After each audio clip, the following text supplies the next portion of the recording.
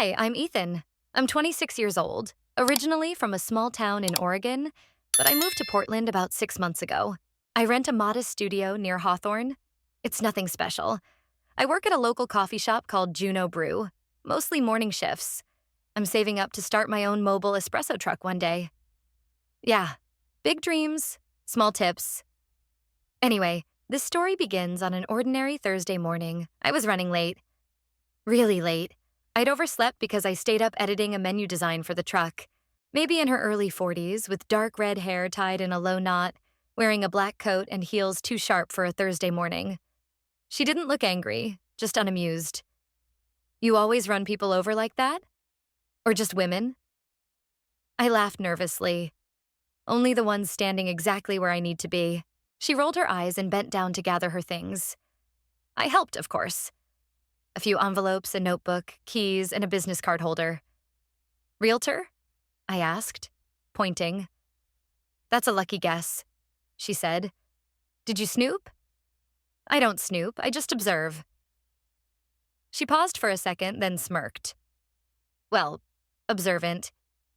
You've ruined my schedule. I was supposed to be across town 10 minutes ago. Let me make it up to you, I said almost before I realized what I was saying. Coffee on me, right now. She blinked like she didn't expect that. Then she tilted her head and looked me over slowly from my worn-out hoodie down to my scuffed sneakers. How old are you? 26.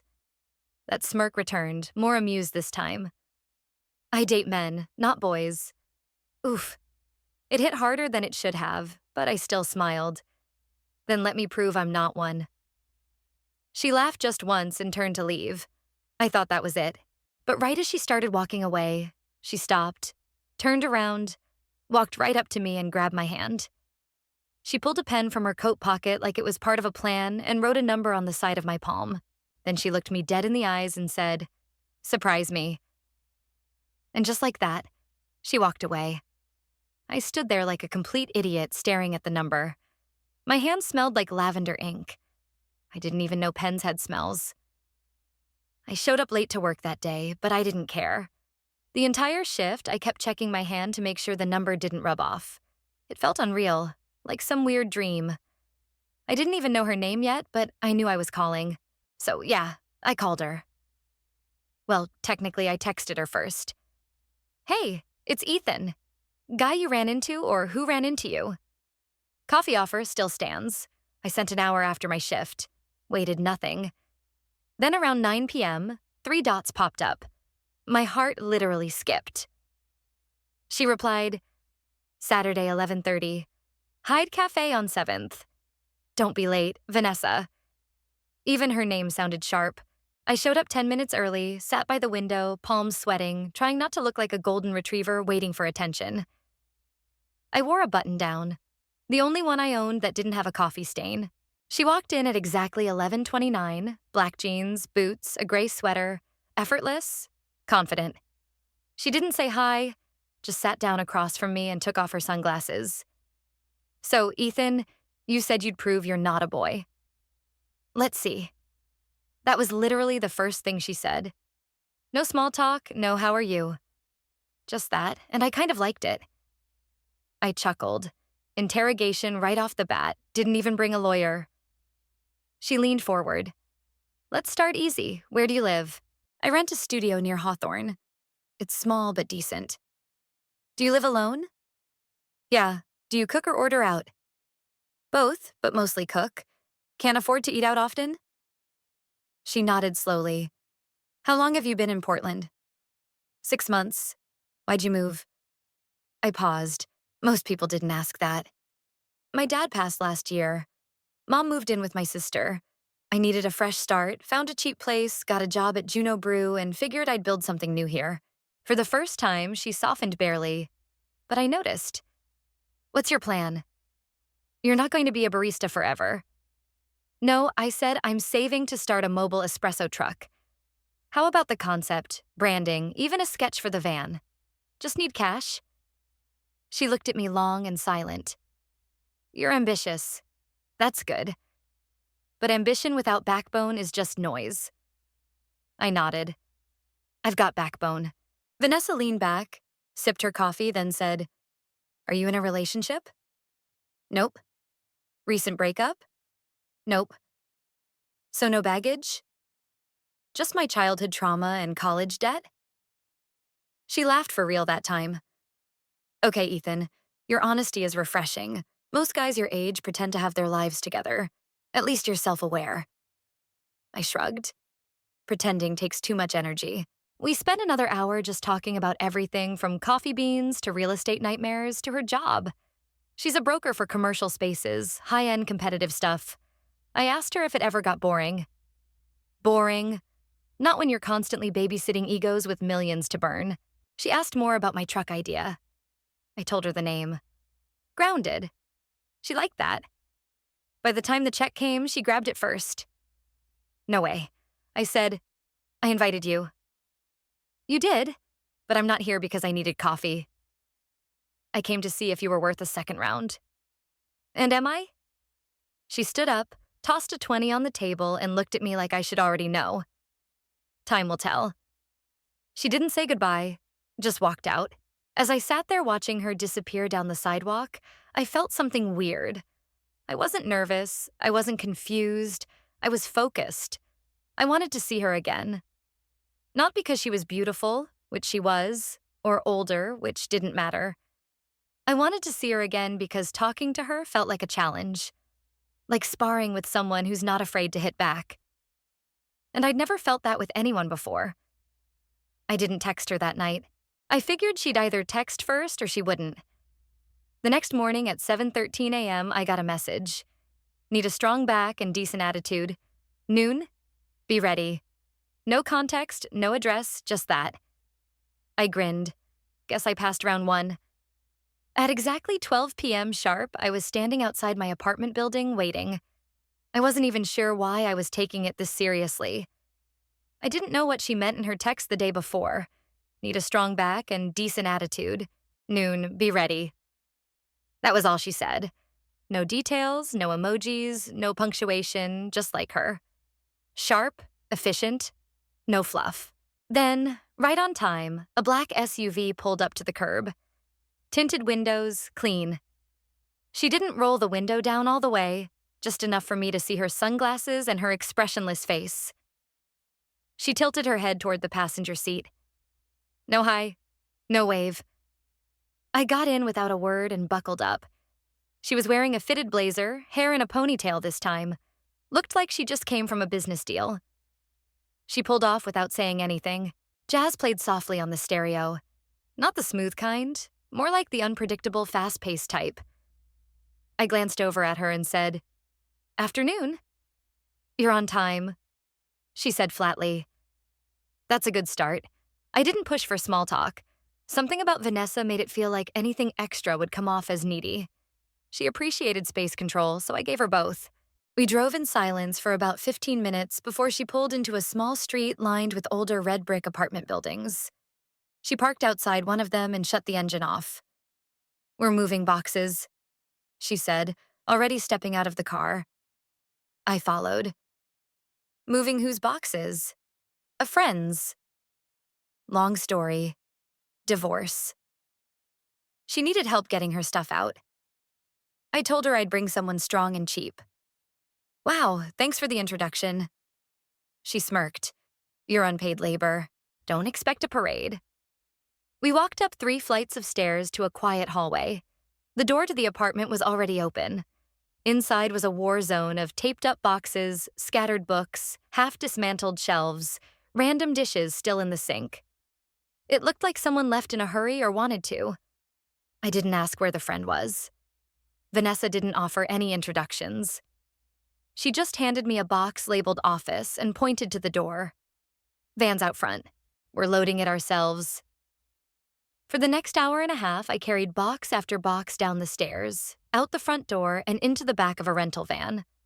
Some were light, others were packed with books, dishes, random home office gear. She barely lifted anything herself, just hovered, directed, watched. Every time I passed her, I felt her watching me, not admiring, assessing, measuring how I moved, how I responded, how I breathed. You always do this on Saturdays? I asked during one of the trips down. Only with boys I might date, she said casually, not looking at me. I stopped at the bottom of the stairs with a box in my arms and turned to her. You sure I still fall under that category? She met my eyes with a look that almost dared me to keep going. You're trying hard to prove otherwise. I placed the box down a little harder than I meant to. Actually, I'm just doing what you asked. You're the one making this into a test. She crossed her arms. Maybe I am. And what are you testing for exactly? I ask that I can lift things without complaining, that I show up when I say I will, that I don't flirt like a frat boy.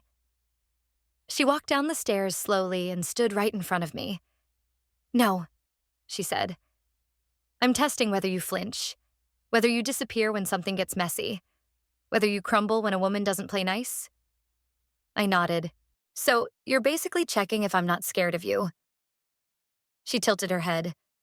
Not scared, just able to handle me. I took a step closer. I don't want to handle you. I want to understand you. Big difference. She looked at me, really looked. Then she handed me another box and said, Finish strong. That was it. No dramatic moment, no kiss, no nod of approval. Just one more box. We finished around 2 o'clock. The van was full, the apartment nearly empty. Vanessa sat on the curb outside and I joined her. She tossed me a bottle of water from a 6-pack in the back seat. I drank half of it in one go and wiped my face with my sleeve. You passed, she said after a long pause. That was a test, she shrugged. Everything is. I looked over at her. Do you always test people like this? Only the ones I'm not sure about. And are you sure about me now? She didn't answer, just sipped her water. I didn't push. Let me ask you something, I said. Do you ever get tested? She raised an eyebrow every damn day, but I test myself harder than anyone else ever could. That's the problem. I don't trust people to hold me to a standard, so I do it myself. I sat with that for a minute. That sounds exhausting. It is, she said, but it keeps me sharp. We sat in silence for a while. Just cars driving by, trees rustling, occasional dogs barking somewhere in the neighborhood. It didn't feel awkward, just still. Eventually, she stood up, dusted off her jeans, and said, I have to get back to the office. Want a ride? I nodded. We drove back in silence again. This time less like strangers and more like two people who understood the rules of the game. She pulled up in front of my place, engine still running. I might call or not, she said. I opened the door, looked back at her and said, If you don't, I will. She smiled, small control, but real. Then she drove off. That night, I didn't replay everything in my head like I usually do. I didn't read into every word or wonder what I should have said. I just sat on my bed drinking tea and felt grounded. I wasn't trying to impress her anymore. I was just trying to meet her where she really was. At 7:13 the next morning, my phone buzzed. A message. Drinks tomorrow, 8 p.m.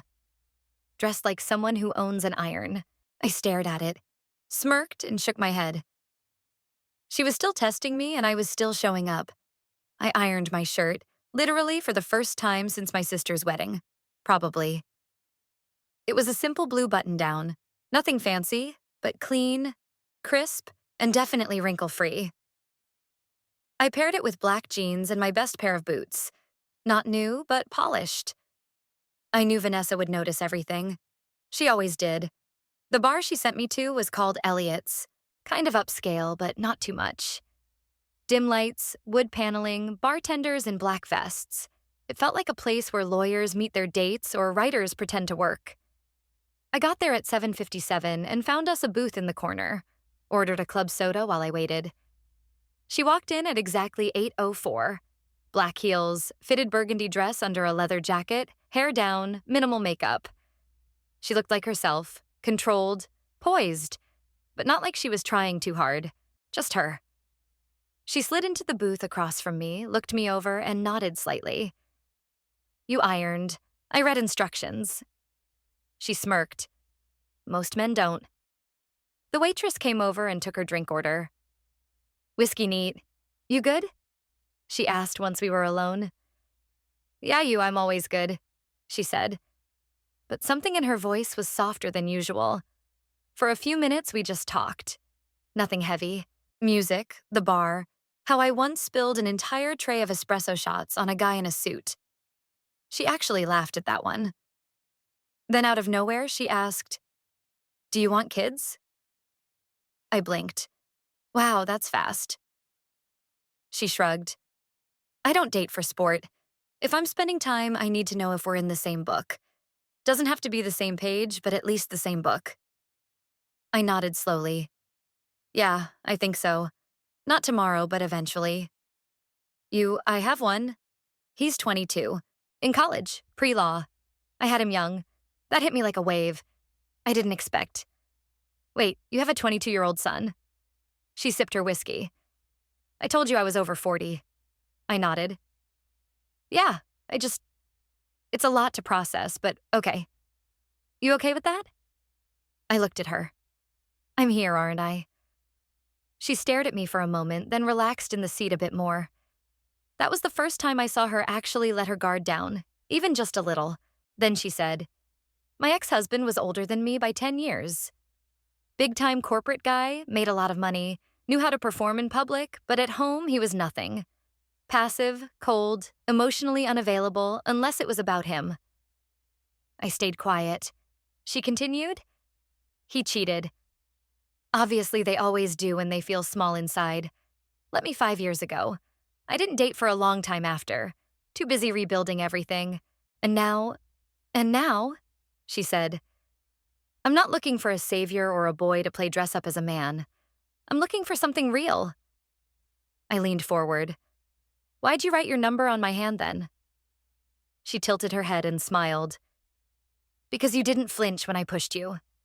Most boys flinch. You didn't? That got my attention. I didn't know what to say to that, so I just nodded. There was something about her honesty that leveled me out. I wasn't intimidated anymore. I was invested. She asked more about my family, and I told her about my dad passing, about how I kind of drifted after college, about my mom moving in with my sister. She didn't judge. She just listened. And that meant more than I expected. At some point, the bar quieted down. Our drinks were mostly gone. She looked over at me and said, you know this thing between us? It's not casual. Not for me. I swallowed. Not for me either. I test people because I've been hurt by trusting the wrong ones. But I don't want to keep doing that. Not if I'm choosing someone who can handle the truth. You can test me all you want, I said. Just don't disappear when I pass. That made her smile again longer this time. We left the bar around 10:30. Outside, the air was cool, a little damp. She had parked down the block. We walked in silence for a bit. When we reached her car, she turned to me and leaned against the door. I'm not asking for forever, Ethan. She said, just honesty. Consistency. Show up when it matters. I can do that. She stepped forward, kissed me lightly, just once, but it meant something. Not lust, not conquest. It was a seal. An agreement. She got in the car, rolled down the window, just enough to say, text me when you get home. I worry even when I pretend I don't. I watched her drive off. Walking home, I didn't feel like a boy chasing a woman out of his league anymore. I felt like a man meeting someone in the middle, someone who finally let me in, even just a little. And that was enough for now. It's been 6 months since that night at the bar. A lot's happened since then.